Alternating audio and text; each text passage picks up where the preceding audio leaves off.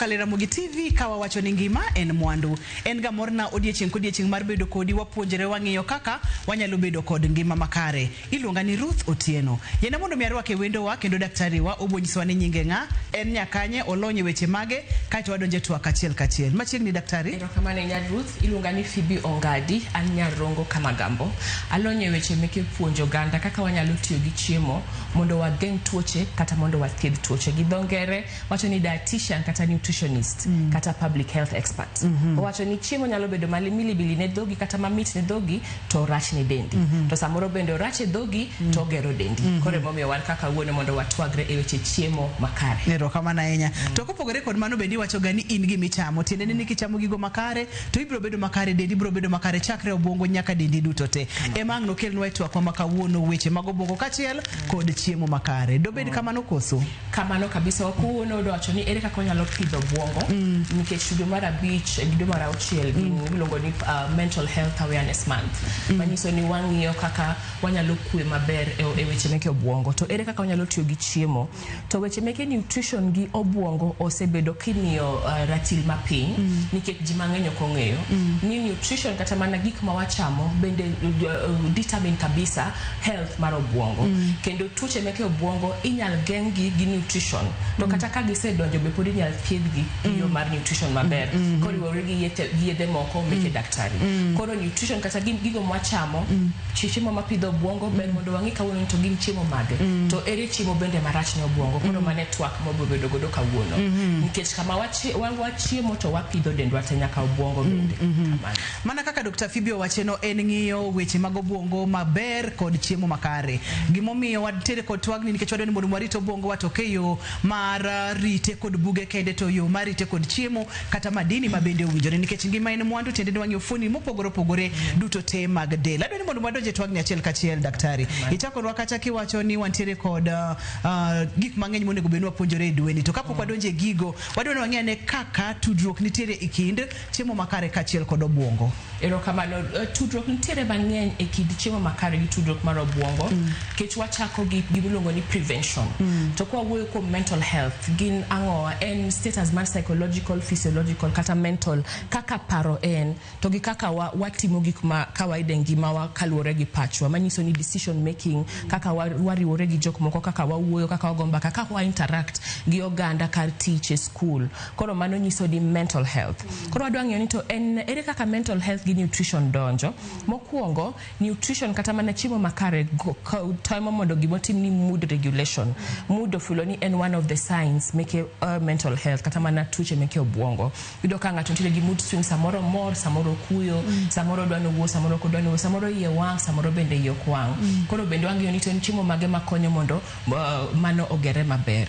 Kendo bende nitiere gimiluongo ni depression kata stress. Mano bende chiemo makare geng'o mondo oket piny gimiluongo ni stress disorders kata depression symptoms mondo odog piny. Bende osefwenyore ni chiemo maber ne obwongo bende konyo mondo jatuo ma osebedo gi mental health disorder ochang mapiyo. Nikech jotuoche Kenya ka dipo nitiere gap mar thiedho tuo meke mental health. Wang'eyo ni sani mana Mathare Hospital kende. To kendo statistics wacho ni pile ka pile ji 4 wito ngimagi ne suicide kata mana tho apoya nono ka ng'ato wuon emohero. To kendo sirikal be notimo maber January higani ne gisocho ni suicide okonego mi attempted suicide kata temo mondo inegri okonego bedni bedo punished on jogo dhi mondo okonyi. Nutrition bende konyo mondo jogo mosebedo matuo mondo symptoms meke tuo ka bende kik bed mong'awre ahinya. Nutrition bende konyo mondo gimiluongo ni cognitive kata mana attention kata mana memory. Ing'eni tuoche moko meke obwongo kaka memory loss, schizophrenia kata attention deficit disorder gibiro nikech ka obwongo which will nitiere. Koro chiemo mwachamo bende nyalo konyo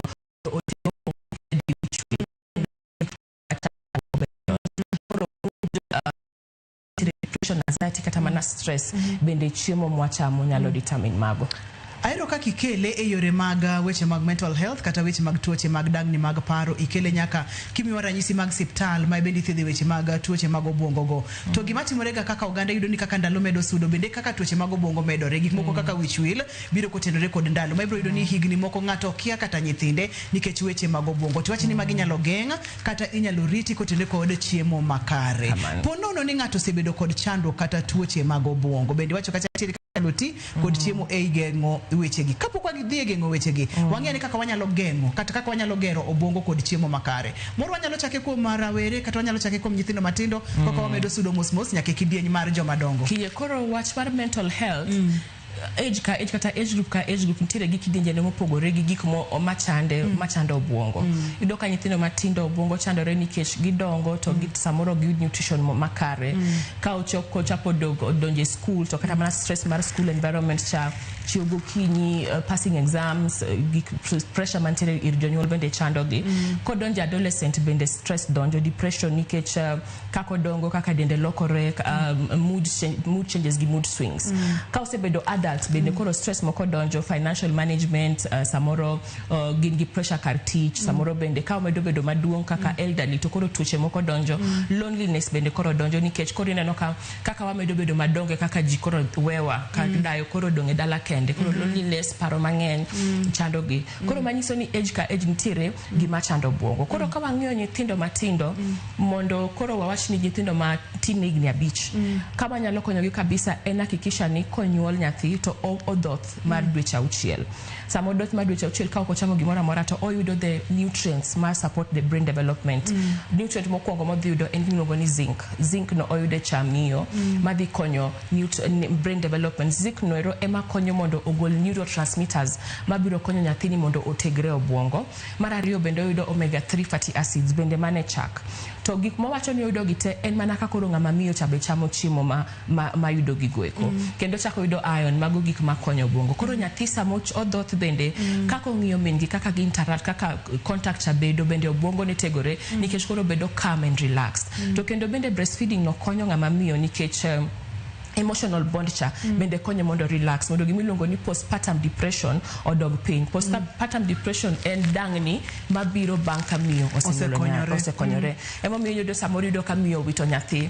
Ta amor ni sani ndi sirikal ng'iyo mang'eny kapok otwe miyo cha ting'iyo ni to ne en gi stress koso ne en gi postpartum. Ang'o mane timore? Ok yot ahinya mondo miyo kaw nyathine mawiti. Koro mago disorders mabiro breastfeeding mokwongo. Mar ariyo wasebedo kwa puonjore sama nyathini dongo mondo brain ne develop maber mondo nyaka yierne chiemo mochamo bang' dweche 6. To pod wawacho ni higa achiel mokwongo chathuno pod dhi miye 50%, yani atamalo 50 bang' dweche 6 kodhodho chathuno kende.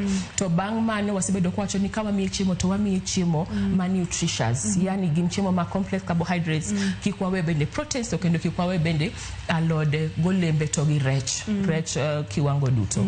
Koro nyathini kachako dhi school ng'enyne koro iyudo ka koro gitimo gimulongo ni packed lunch. To kendo bende nyithindo ma koro chako dhi school bende bedo ga gi dangni maparo nikech conditions kaka autism nitiere. Nyithindo man gi autism bende wakonyo mondo ong'ini dat machal nade nikech nyathi mon autism nitiere chiemo ma kochamo tineno ka koro bedo hyperactive. To ng'eny gi bedo ni gin chiemo mokale machine kata refined food mokale machine, to kendo ng'eny gi gin chiemo man gi sukari mang'eny. Koro ka nyathi ma kamano man gi autism kata man gi attention deficit disorder bende watiyo gi chiemo mondo waket chiemo madhi keto mondo dopamine kata mana hormones mantiere brain mamiyo mondo ochapni ahinya dok piny mabed leveled. Kendo koro ka nyathi madhi school to bende wawacho kendo wapuonje skunde ni mondo snack, nyathi ka ting'o snack to wahero nyiso jonyuol ni kik giting'ne gi snacks moting'o sukari ahinya, moting'o mo ahinya nikech nyathino mago gima dhi keto gimiluongo ni brain dormancy. Koro ka brain dormancy donjo koro nyathino nyalo bedo addicted to sukari, koro chiembe bende dok piny. To chiemo motimo sukari mang'eny kata mana motimo mo mang'eny kata chumbi mang'eny bende koro miyo obwongo bedo slow down. Koro nyathini ok nyal bedo gi development maber kata mana class performance bende dok piny.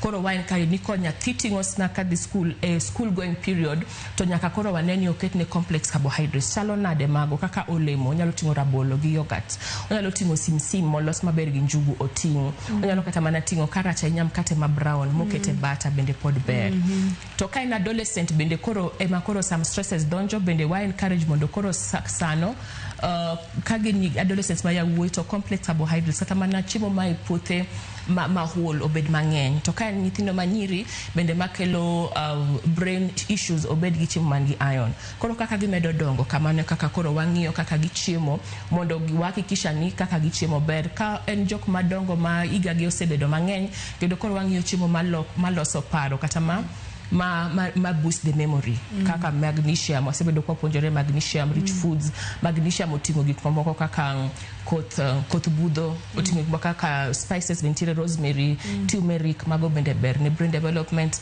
kaka rech omena koro every age group tire gi foods ma wapuonjogi mondo oteg obwongo mondo dong maber iwacho ni kaponi ne nyathi madhi e skul kata ka in janyuol ma samoro dhi e chiro dhi loko hala nikech gin tuoche mag obwongo to ting'o ji duto te joma dongo nyaka nyithindo nyaka ing'e ni to en kidieny mane mar chiemo ma iting'o en chiemo moting'o mo mang'eny kata oting'o sukari mang'eny koso kuom ranyisi seche mowacho ni ng'ato keto ne nyathi packed lunch oketo ne mandas ng'eny gik ma waketo ga mokare ne obwongo gin kaka mage daktari mandas kama naka kiwache noero to ng'eni mandas en na moko ngano gi sukari gimo korido ka attention span mar nyathi che class dok piny nikech sukari kabro idho kasto kendo koro levelize dok piny bedo low hydration bedo piny kasto kendo jiero bede keto gimo kaka crisps kata mana biscuits soda kata mana juice moko minyo meke packet meke duka gieki koro mago eko gina ina meke chiemo ma ok ber ne obwongo nikech di keto piny hormones matego obwongo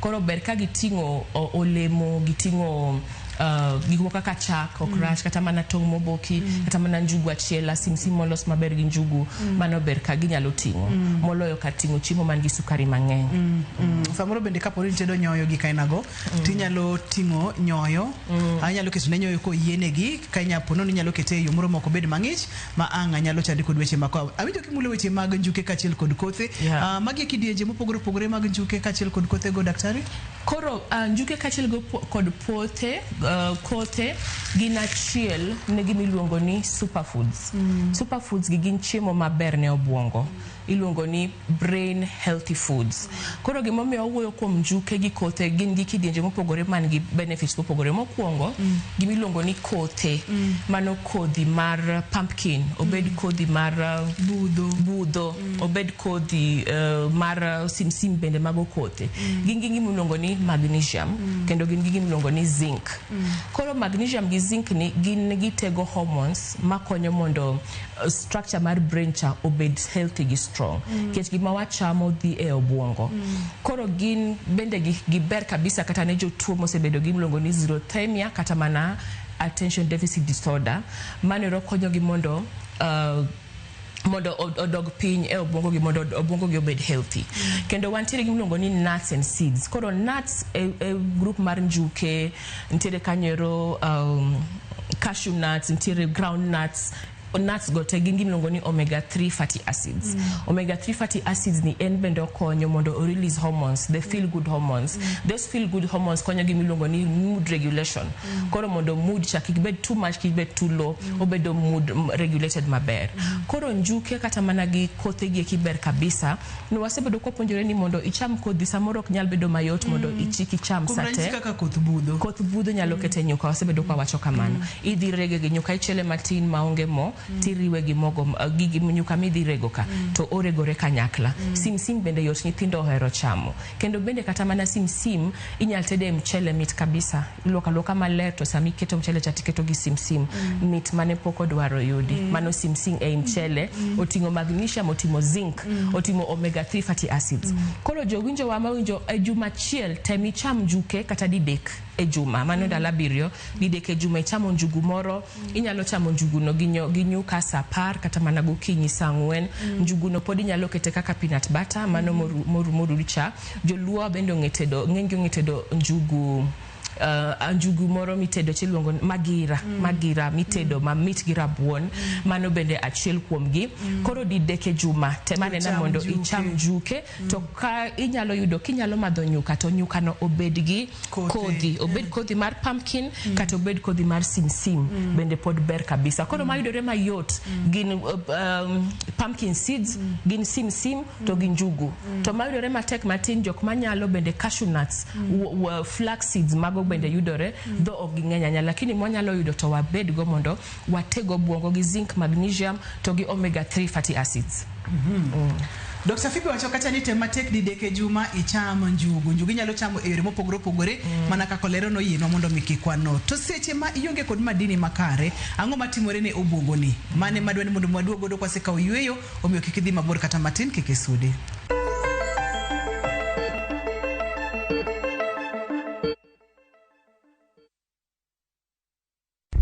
Saa zingine mambo kupata bila plan. Gas ndio imeisha, landlord akuache upumue, mtoto ni mgonjwa na bado ni mid-month. Usijibox kwa noma. Piga *531# and sort your emergencies with my Mobi Civil Servant Loan. Iwe usiku au mchana. Kama wewe ni civil servant, sasa uko sorted. Dial *531# and get up to 20,000 shillings and pay from your next payslip. No paperwork, no guarantors, no drama. Ni wewe tu na simu yako. Register now and see your limit in seconds. Build for Kenyan civil servants. My Mobi. Iko sorted. Nyakwa Ramogi, Kenya Eratil. Raila has a space to say what Gima Jacom Dwawacho. The opposition, nothing at the Supreme Court. Onliet Nyakwa Ramogi. Jumapil ka Jumapil. Ana chungo mama Ratil kadel war piny. Ka adwani wa discuss kaka Kenya dhi. Winj tuak mago Ratil piny. One was got in opposition. One was got in opposition 50 years. Mayo kiparka kele wich bar moro. UDA onge kama pose donje. Adwani penje bati. Koso donje kona mane. Sachiel gi nusu tieno. Siasa mar piny Kenya en siasa koso dongruok. Kai kelo ni kod George Bati. Kik bai.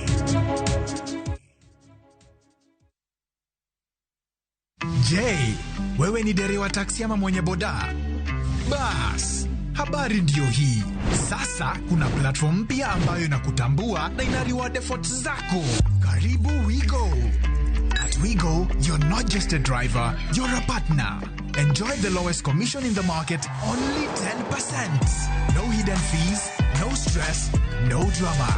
More of your money now stays in your pockets. Na pia kama unakagari kako idle hapo nyumbani ama kwa kayad, wewe pia omoka na WeGo. Kujiunga na WeGo ni rahisi. PSV license, good conduct, legit insurance, ID na logbook yako. Approval ni chap chap bila drama. Drive when you want, earn how you want, and enjoy the best driver commissions in the market. Download WeGo app leo kwa Google Play Store or App Store, or SMS WeGo to 20425. WeGo, let's go.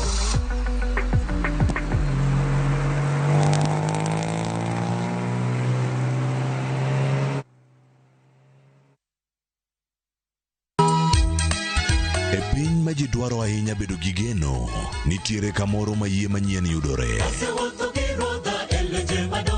Bie chokruokwa ma juma ka juma mar Sabato mondo ilam Nyasaye kendo ipuonjri muma yo matut motenore kuom adiera mochwere. Paruru chieng' Sabato kendo ukete ubed maler. Nyasaye oseluongowa e kinde makende mar lamo. Kokalo kuom weche mamulo chunji kendo konyi sudo machiegni gi Kristo. Oganda manigi yie bedo joot kuom Kristo kendo luong mar tiyo ne jok moko. Injili ngima Sabato sari okinyi mana e Ramogi TV.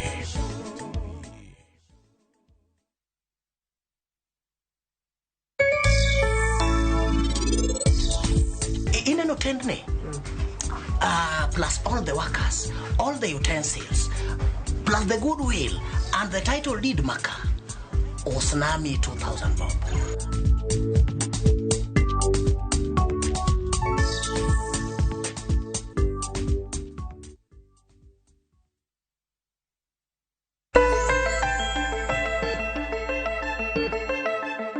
Machiegni kendo penj laktar kokalo Ramogi TV ngima en mwandu. Kauno wang'iyo ngi chiemo makare kod ngima mar obwongo. Tendo wadwanyo ni kaka obwongo ni nyalo bedo kod ngima makare.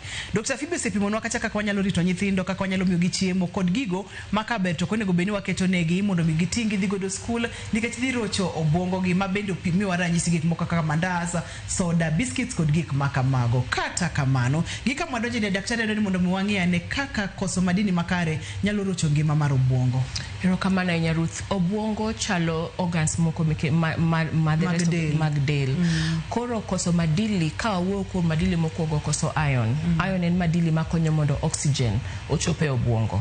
Manyiso ni sama koro iron chani piny, oxygen malong'o ok bi chope obwongo. To sama oxygen ok ochope obwongo ema koro gimoro ni anemia donjo, kaso bende koro ol nitiere mang'eny, fatigue miluongo ni fatigue.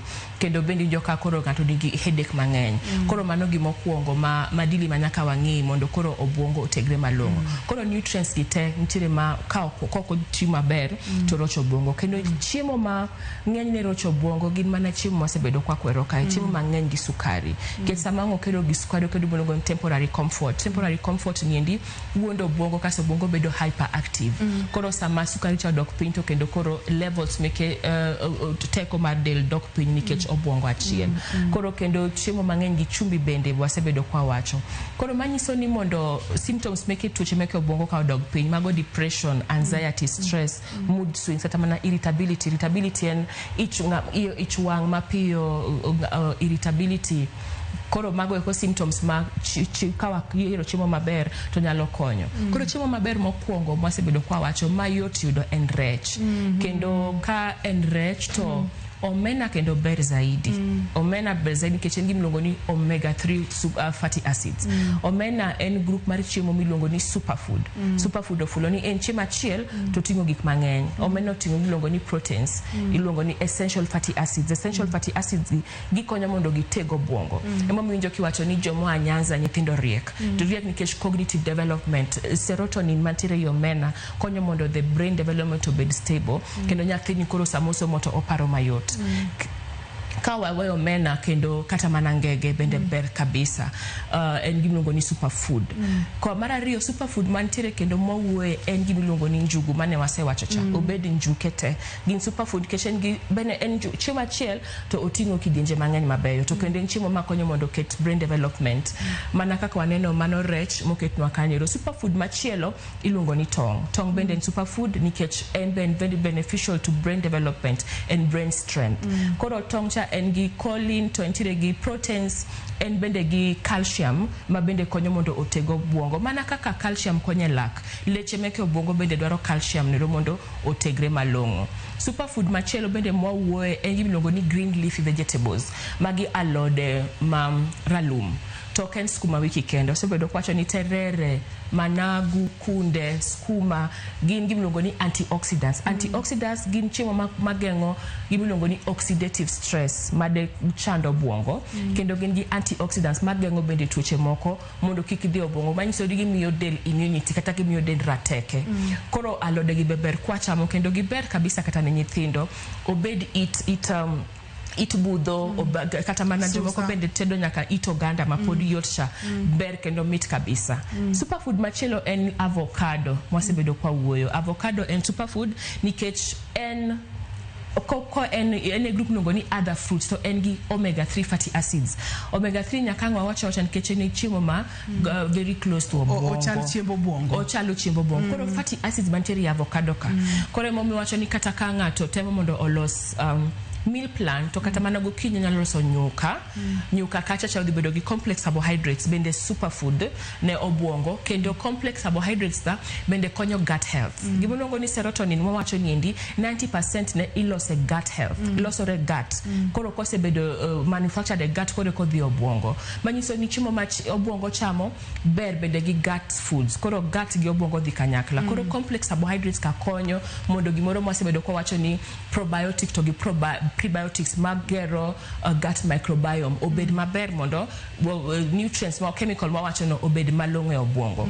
Koro ko madho nyuka gokinyi gi tong' moboki, mano superfood. Another superfood ne obuongo en rabolo. Winjo ka ng'ato wacho ni kachamo rabolo kapok adhi nindo tanindo maber nikech oketo calmness o kendo regulate mood swings, mood regulate our mood nikech en gimiluongo ni potassium. Koro rabolo mochiek to mitedo be koro superfood to en koro bede carbohydrate. Rabolo mitedo gi rabolo mochiek gite gin gi potassium osebedo ka puonjore ema ni mochiek to koro bedo gi potassium ma levels ma malo matin moloyo ma utedi nikech motedi ni be pod en na rabolo ema ni koro no ng'eny gi starch in a form of carbohydrate. Koro rabolo bende en a superfood ma wasewuoye. Koro mago ekotogis another superfood en proteins. Kech proteins emoting'o the essential amino acids ma bende dhi konyo mondo otegre obuongo. Koro manyiso ni ka wachamo opposite meke chiemo go. Opposite geno fulo ni koro wachamo chiemo mokale nyaduka ahinya mokale machine refined foods mano dhi yomo obuongo bedo ma weak kendo koro gik moko ka anxiety kane poko ocheck-in to kata kane nitiere koro gi worsen the symptoms. Kendo refined carbohydrates go ogibera nyane nyithindo ma already handle giko make up mental health, autism, attention deficit disorder. Ito manajua madongo bende ma handle mood swings, anxiety, depression, stress, irritability bende ogibera inya kamano. Koro mago ke aina kuom chiemo wanyalo wacho ni superfoods kata mana chiemo ma konyo mondo oger teko mar obuongo. Nyaka ni wachako chenro ni wang'io kacha gigo ma onego beni wabedo godo mabor kuom ranyisi ni wacho kacha ni chiemo mantiere kod mo mang'eny, chiemo mantiere kod sukari mang'eny, chiemo mantiere kod chumbi mang'eny, chiemo mokale machine mago be gin chiemo moko ma wacho ni ok ber ka oganda chamo ne ngima mar obuongo. Kata kamano wanyalo bedo kod chiemo makare to nitiere kaka wachame e yo ma ok kare. Kuom ranyisi en chiemo maber kaka superfood ma bende iluongo ni rech ngege to wadhi wawang'e ma wathole ma wakete gimo mang'eny, waketo gik mang'eny, ma keto chumbi mang'eny. Wadhi ketho chiemo ni koso ber ne cha to pod bro ingo rach makoro wamede e seche mwalose kapok wakete dhowane. Mano penjo maber Ruth, nitiere types mang'eny meke tedo. Nitiere chwako kata boiling, nitiere grilling kata mana tedo chiemo gi mach, nitiere frying, nitiere deep frying, nitiere roasting, to bende nitiere kidienje mang'eny. Koro chiemo kaka ngege ka ber kabisa be kata joma chon ne tede maber nikech niketo ngege machwakre kende mamoye cha wuogi to kata sani pod wanyalo tedo kamano. En chiemo miketo ti ole pi chumbi matin kwa umbali ting'ado nyanya gi kitungu tiume kanyo. Ngege bro golo moye kendo gimo wacho ni fatty acids then gi omega 3 omega 6 madhi wuok kende AP. Koro waketho ngege ni endi sana ka watede mokuongo e mo mang'eny kata deep frying. Deep frying cha koro onyalo madho mo mang'eny.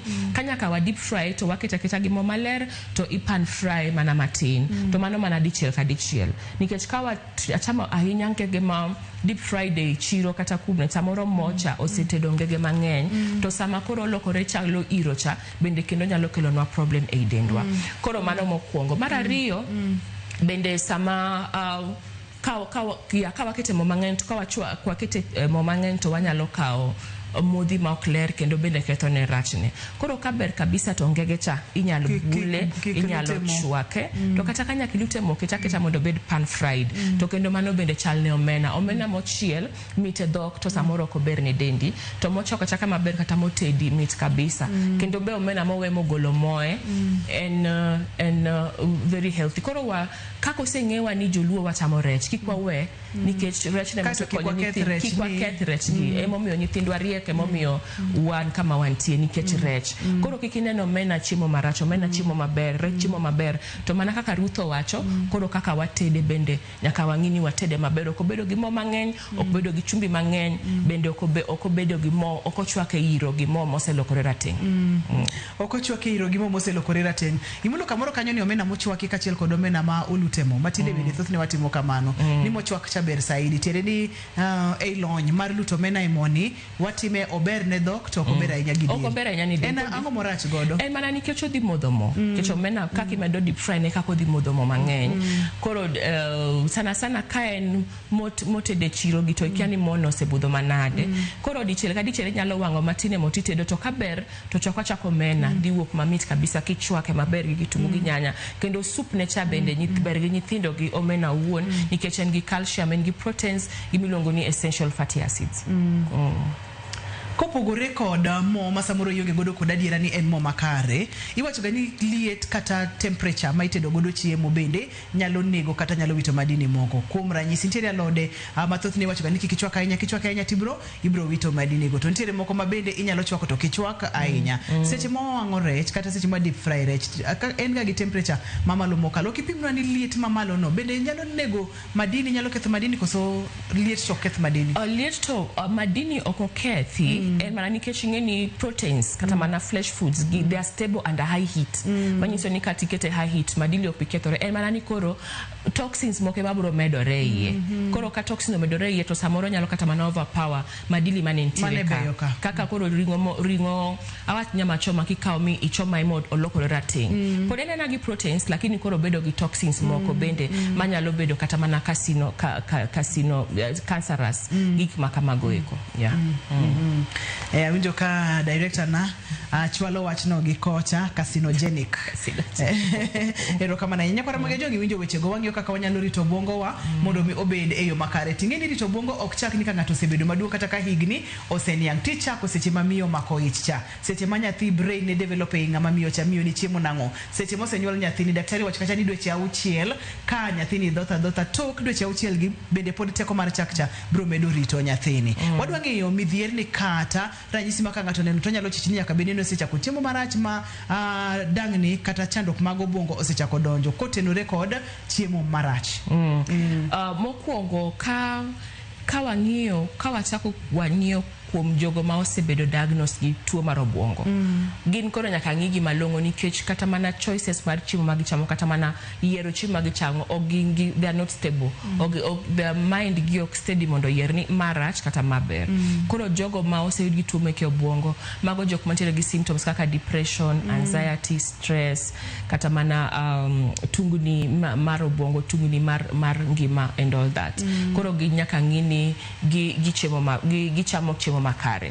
Koro ka ineno ka samoro nindotami kata mana sleep deprivation, nindotami ilungo ni insomnia. Ineno ka isi chiemo to nindotami samoro bende koro ber ka imanyo chiemo makweyo obwongo ma promote sleep. Sana mwacho ni dairy foods kata mana chak ma warm kimadho then before half an hour to nindo gikonyo mondo gikamo obwongo nikech the amino acids, essential amino acids mantiere i chak. Kendo chiemo kaka rabolo bende wacho ni is a calming food bende kichamo mapodonge kapok idhi nindo bende promote to kata mana complex carbohydrates. Koro koso nindo malong'o en achiel kuom mago. Kendo be wanyiso mine ma iwacho ni nyithindo chando gi gotieno to ka iluwo maber tido ni nyathino ichamo gimoro mar sukari. Ochamo chiemo moro mar sukari kapok onindo godhiambo. Koro samo chamo chiemo mar sukari cha atkore nena alert, attention ne omedore koro ok onind maber. Kendo bende joma mine ma madho chai mang'eny kata mana coffee mang'eny bende keto mondo sleep cha obed problem. Bende koro kifwenyo ka in will mang'eny isechako will keto gimoro kata okipar mano manyiso ni koro memory loss chako check in mos. Koro nyaka ng'ini chiemo mage manyalo chamo mondo o boost my memory. Wacho kaka rech en achiel kuom gi, en okonyo memory kendo bende okonyo cognitive development. Spices bende tiere mabeyo ne memory. Wasebedo kwa wacho ni rosemary kata ka okitede to pidhe kamoro next to the bedroom makoro muche cha donjo. Science osewacho ni mano konyo. To bende nitiere kaka cumin, mano turmeric en moro ma yelo cha kitede chiemo. Garlic bende kitede chiemo. Gin chiemo makonyo mondo boost memory. To gi njuke bende seeds and pumpkin seeds mago be. Koro kineno ka memory ni chako lusi inyalo prevent gino chon. Bende kanyo daktari adoni mondo mwaduog mana gi kanyo wang'ia ni gigo makineno to nego bende nyalo chako chich ni nitiere kaka obwongo dwa chako rochore ka to ere kaka nyalo duoko obwongo marochore ni eyo makare kitiyo kod chiemo makare. Ranyisi namba 1 ma daktari wacho en nindo makoro ok ber ahinya. En ang'o ma moni nindo? Debede ni chandruoge mag obwongo sedonjo. Inyalo tiyo kod chiemo mondo mi ikete eyo makare. Chak mamor kapok inindo, rabolo mochiek sa achiel kata seche 2 kapok inindo, weri gi chai kachiel kod kahawa kapok inindo. Mago gin gigo ma bende nyalo miyo chandruogni medo bedo matut. Kik idhi mabor, waduogo bang' thuolo machok mokalo wang'i ranyisi mamoko kod kaka wanyalo ritogi kod chiemo makare.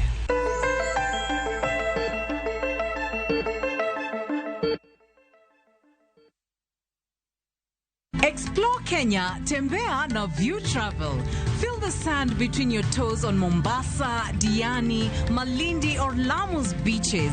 Embark on thrilling safaris in Masai Mara, Amboseli, Samburu or Tsavo. Enjoy Mount Kenya views in Nanyuki, the vibe of Eldoret, Kisumu or Nairobi.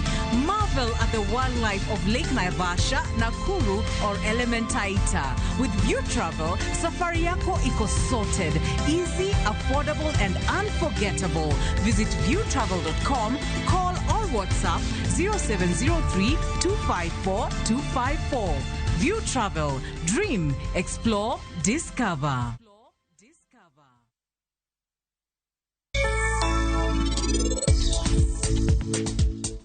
Kono tamrean reka ka ino nyalo tamre dagi wuode aramraj reka ko yoro Rajiv to ano dagi wechega megi mok nyal tim reka dichiel ing'eyo wona Rus makawuono en Rakesh no biro korwako kondo ang'o Rakesh idwa wacho ni riwo keny gi Rakesh kata kamano sani winjo kan kare ayudo wuoyi moro maber ahinya to kendo sani an gi mor mang'eny ageno ni Rakesh no kotimo ni gima rach adiera mantiere ka en ni en kamoro achiel gi pari waherre.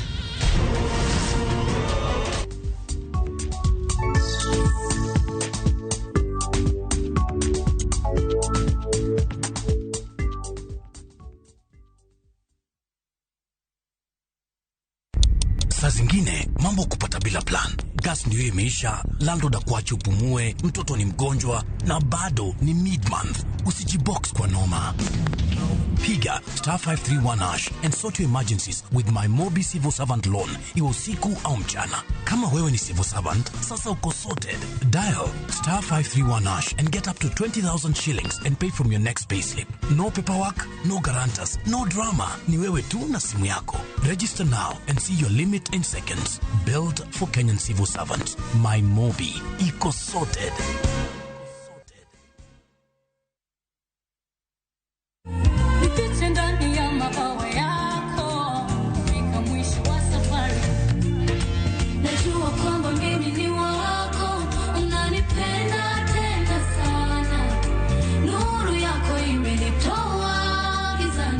Naitwa Vestine, one of Vestine and Dorcas. Kupata wimbo huyu bonyeza *811*381#. Kumbuka, Skiza na Citizen ni nyumbani kwa wasanii wote.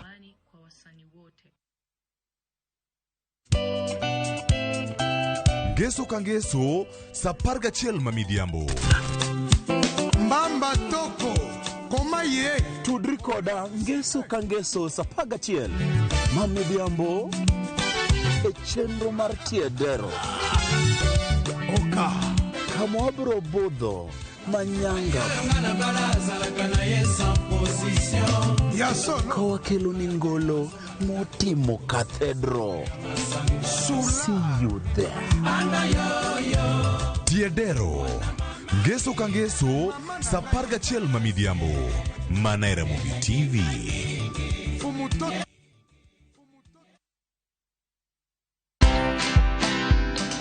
The least a business can do is just afford the bills.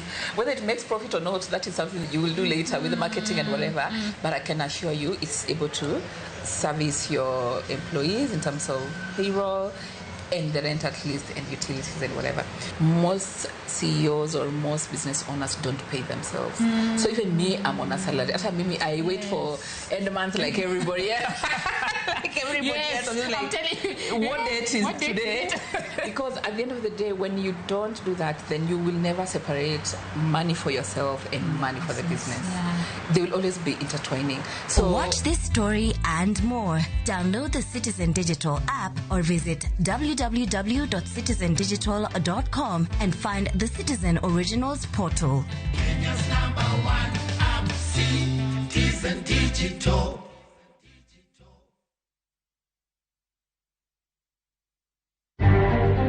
We don't want retrogressive political leaders ambaye wanataka kugawanya hii nchi kwa misingi ya kikabila. Ni kuhimiza kadhalika Waislamu kuendelea katika furaha kama hii na kupendana na kusaidiana pamoja. Jodin Salam Pingima, kawuono dhialo nyasi mar Idul Adha, kama gikwayo jotelo duok chien liet mar siasa. We have today received at the port polio vaccines that is undergoing clearance. And in the next 8 days, those vaccines shall have been distributed countrywide. Migao mar thietho yango chenro mag chwalo chanjo e osuptende ma pachoka sama girito rwako chanjo moko pachoka. Wanya wacho ni wero no medore. Kuru jogno kar duoko be pito quality mar wuoch ma war bana giduoko piny. Waseneno ng'ikruok mang'eny e yor ohala nikech pesa doko matin. Pesa bende ok chope lwet jopiny nyaka mashinani. Johala matindo ywago nengo moidho mamedo rocho chenro gi mag ohala kaluwore gi pek mar ngima.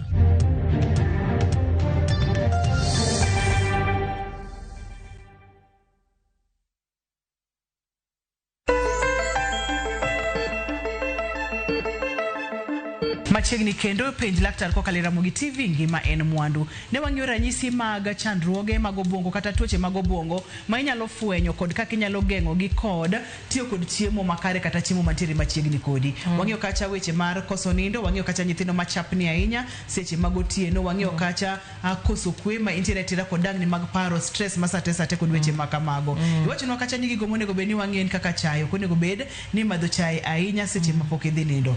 Ma bende wang'iyo kiwango sote katika ni chai okoni go beni bile wang'iyo kiwango nikech ng'eni chai nitiere gi chemicals ma bende samoro deprived sleep chalo gi coffee bende kata kahawa to sabedo kata ka opuonjore kani chai bende bali miluongo ni iron to iron en a very important nutrient in brain development nikech a big percentage mar the brain en gi iron to kendo iron ema konyo mondo oxygen owuoge dendwa ka donjo obwongo. Koro sama wamadho chai to wadhi duoko levels meke oxygen bende piny. To sana coffee ema koro dhi keto wabedo more attentive, wabedo more alert. Koro sama wan alert and attentive gotieno cha seche meke nindo dok piny. Koro manyiso ni ok wanind maber. Kendo gima wanyaka watim en gimiluongo ni exercise kata mana timo orako.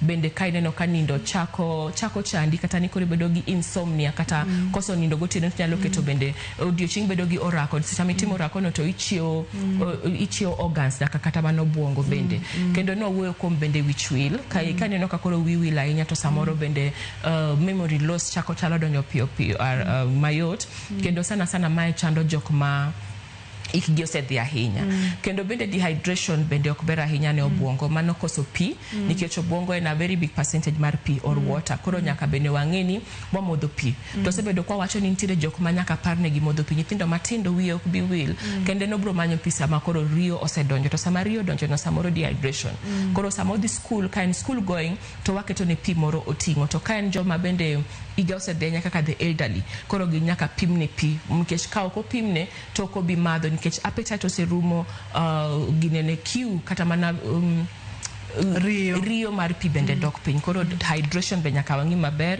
nikech sama dehydration donjo to nyalo kelo problems meke obwongo. Moro kapok wadhi matut ahinya yie na mondo madoga kar obwongo ka kwana tamalo maduong' mokalo mar obwongo en pi tiwacho kacha ni seche ma pi onge obwongo nitiere kaka obwongo ok dhi tiyo yo makare. Adwa ni mondo miler ne nyikwara munge jowang' kata joneno e yo mayot ma ng'ato nyalo understand godo ni seche ma pi onge system seche ma pi onge obwongo chandruoge mage ma koro obwongo ni bedo godo. Obwongo dwaro pi nikech hydration ma promote brain development. Koro ka ok wamodho pi malong'o kata wabedo dehydrated to wok wabedo gi attention span dhi dok piny to kata mana memory bende dhi dok piny kata mana strength kata mana ratego mar del bende dhi dok piny nikech percentage maduong' mar obwongo en pi. Adwa ni mondo mang'e ne weche mag tuoche mag dangni mag paro ahinya ne jogo ma higi oseniang'. Nipimonwa kacha ni kotenore kod madini ma bende nyalo yud kaka e olembe kaachiel kod chiemo superfoods kaka chak mani wacho ka. To nitiere jomoko ma bende gin kod allergies. Kuom ranyisi ng'ato en allergic gi chak kod weche makamago. To chagni en achiel kuom gigo manyalo miye gigo nyalo timo nang'o? Alternatives. Koro mano penjo maber nikech kuka wacho kuom superfoods adier gin chiemo mang'eny ne allergies. Obed chak, obed njugu, obed rech. Koro wanyalo jatuo machal kama nyalo wuotho gi nutritionist mondo koro wane kaka wa balance. Mokwongo nitiere jok ma allergic to chak mar chiewo koro iyudo ka chiewo ne machande nikech lactose to ka en chak mopo to kata mana chak ma obedo fermented ma lactose osebedo lactic acid to koro yudo ka the gut kawe mayot koro inyalo yudo ni ka chak mar chiewo cha ok ber kodi to itigi cha apuoya kendo bende koro mana ng'iyo kaka inyalo alternate ka yudo ka en njuke gima njuke nitiere godo en omega 3 fatty acids ka njuke go ko en allergic to njuke go pod onyalo yudo omega 3 fatty acids kuom rech kendo pod onyalo yudo omega 3 matin bende kuom tong koro neno kaka i alternate chiemo ma okotigo mondo ineni oyudo nutrients to bende jok ma iluongo ni vegetarians manyiso ni gin koro gicham protein kabisa protein mag le proteins meke le kata mana flesh foods en achiel kuom kidienje 10 meke chiemo mosebedo kwa wuoye koro ka yudo ka en protein allergic to protein koro en samoro not allergic to protein no wacho ni protein animal proteins koro wanyalo yudo kendo plant proteins pod nyalo konyo kaka dengu oganda pod nyalo konyo to samoro bende nyalo yudo ni ka koro kocham flesh foods ahinya to koro supplements pok nyaka koro miye kaka daktari wacho kaka iron supplements vitamin B12 mago koro ber ko yudo folic acid nikech ng'eny gi yudo kuom chiemo meke le koro en mana ng'iyo kaka wanyalo tugo gi nutrients kata chiemo ka gi nikech nyaka ang'o chiem nikech chiemo no ema dhi konye mondo dong maber kata mondo bende obongo ne otegremo maber imulo kar supplements supplements ne ng'eny mopogore opogore ma jomoko bende wacho ni magi ok gin makare magi gin makare mulna kar supplements kaka achiel kod dongruok kata bedo makare e ngima mar obwongo supplements mokwongo ka wawacho nitiere kidienje ma Kenya oseyiene mondo oyud supplements mano supplements ma mass supplements to mass supplements ni itimoga ka ofwenye nitiere madili moro ma ok ng'eny e kidienje no to samoro madili noero ka giyude chiemo to nyalo kelonegi adhara mine mantiere gi ich mine mapek mano iron gi folic acid mano supplements moyienegi kawo throughout nyaka ang' ginyuol kendo folic acid to koro iwacho ni kawo kata kakoro preconception kapok igamo ich kata kisegamo ich kech geni brain development timore just very few first weeks of pregnancy kata bang' ka miyo osegamo ich nitiere bende vitamin A bende konyo growth and development okonyo immunity bende okonyo nyaka brain development gimbe imiyo gi nyithindo nyaka higni 5 kwa chakre dwe cha 6 nyaka higni 5 sirikal chiwe nikech ng'enywa kata ng'eny nyithindo ma Kenya ok yud vitamin A moromo e chiemo gi kwasi bido kwacho ni yellow fleshed foods kata mana animal proteins and all that tire bende samoro bende ma iron folate and vitamin A koro kwa wuoyo kuom supplements ok ber ahinya ka wakawo supplements ka daktari ok otimo assessment nikech nyalo kawo supplement moro to ng'eny dendi wasebedo kwa wacho ni fat soluble vitamins mano vitamin A, D, E and K gin gi kawo muda mang'eny mondo giwuog e system koro kiketo gi mang'eny to nyalo kelo toxicity ma inyo adundo onyalo kore sume dendi koro ber ka daktari otimo assessment koro kotimo ni assessment ujo ni itin gi calcium koro calcium nero nyalo mi muda or mi diet mondo idhi correct godo that deficiency to that nenga usually for a month kori mi diet ma calcium rich food for 1 month itemo mondo correct that deficiency ka idoki daktari ka okobedo corrected to koro nyalo kete supplements to kopo ni nentiere deficiency ma piny kabisa to kete supplement plus the diet koro manyiso ni itingo calcium supplements king'eyo ni calcium ne matin to sama calcium ni tin osteoporosis nyalo donjo blockages mag bones nyalo donjo kata mana leke ni bende calcium bende berne brain development koro omi assessment oyudi ni itin gi iron to kori mi iron supplements to ka itin gi iron calcium and maybe phosphorus kori mi gimilongo ni multi vitamins manyiso ni gin gi vitamins opogore to watemo discourage the other counter to gin supplements ka oking'eyo ni to mane mai correct ket samoro moko ber to moko emantiere mapiny e mana ni koro mimbi ichiwo ganda kato oyiene gi deworming mado yie vitamin A oyie folic acid iron oyie ne miyo mayach kata mana miyo madhodho nyithindo kachiel gi nyithindo matin mano point mane adwe ni mondo mi inyisa oganda wa maber mokalo nikech tinde ji nyanya supplements e dukni winjo ni ng'ane antiere kod supplements mabeyo bi mondo mi kaw kama daktari wacho ni ka ber to wuoth gi laktar opimo ong'iyo ni to mane ma itin godo mori nyalo bedo kod moromo tichaki medo excess e dendi ang' niket suma e dendi mabro kelo ni chandruok e ndalo mabiro daktari bende wachiri kod tuoche mag obwongo minyalo thiedha chuth kata manyalo bedo reversed kod chiemo makare ka pono no ni gin kaka mage sani nitiere jik mitimo ni wono ni lifestyle rehabilitation nitiere kendo research osichiwo kata utafiti ni nitiere tuoche meke obwongo mabedo reversed gi diet, exercise, paro mokue, massage, sauna, gik machal kamago makelo kue e del. To emana ni it's a long term lifestyle change. Koro ka luore gi nitiere moko mosedhi ahinya makoro nyaka ng'ato dhi madare mondo bed managed. To ka ena early symptoms watimo gimuongo ni diagnosis kata mana ng'iyo ni to ere root cause, ere gimomiyo Ruth ok nindi, ang'o nochako nindo nochako lal karang'o. Wayudo ni Ruth ne baba gi otho, kata mana Ruth nodar kama nodake, kata mana jogowi nobiro, auctioneers nobiro. Koro mane makoro wadoke root cause. To watimo gimuongo ni itimo negi counseling. Koro sami itimo negi counseling no bende koro watimo detox. Detox of uloni koro igolo chiemo ma highly refined, highly sugar. To iketo superfoods.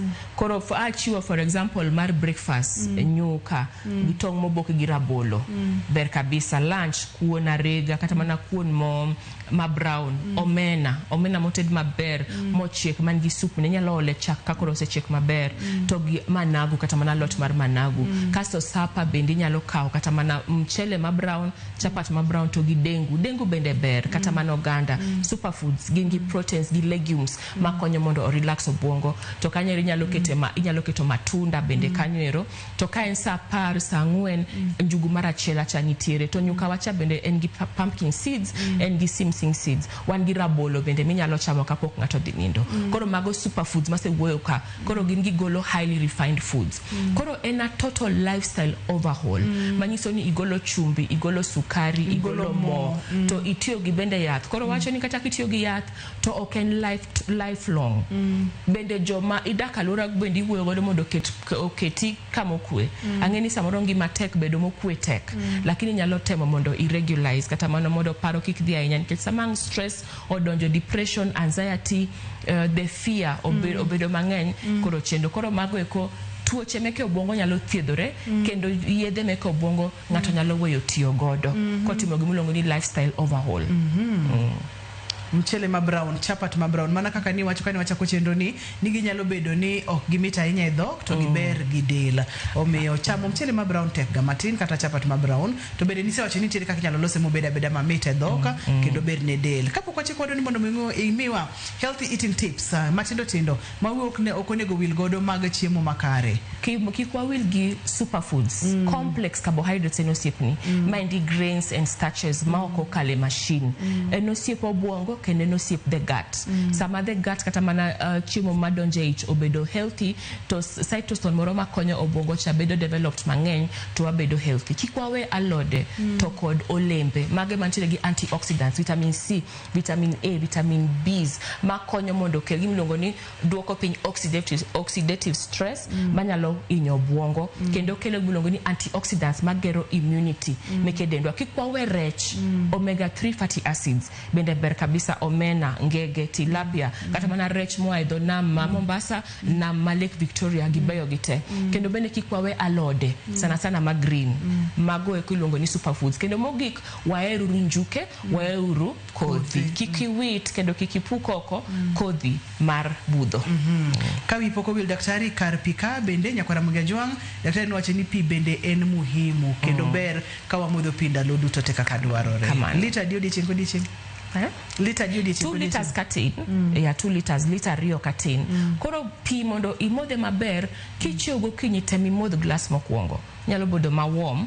Kise modho glass mokwongo kapok itimo gimoro amora, kapok ichung kata to kanyo kichako kamano to dhi konyi. Koro after every 1 hour itero 5 ml. Mano dhi konyi mondo by the time ma godhiambo duogo tise madho glasses aboro madhi loso ni the 2 liters midwaro ka.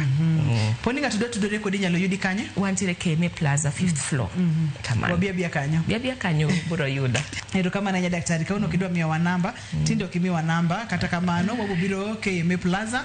Mondo miwagomba kwa yudi kaka wanyalo chiemo makare ne obwongo obed nyathi obed joma mine obed joma chuo mane tuak mane watere godo e chendo mar penj laktar ne Dr. Phoebe ero kamano makende ne jogo picha ma wakati al kon jogo mochungne tae studio ka adoko negi ero kamano mathoth director na ero kamano inya Alex kachiel kod producer na Papecho Koth Nyameja ani logani Ruth Otieno ka wacho ningi main mwandu oriti masano.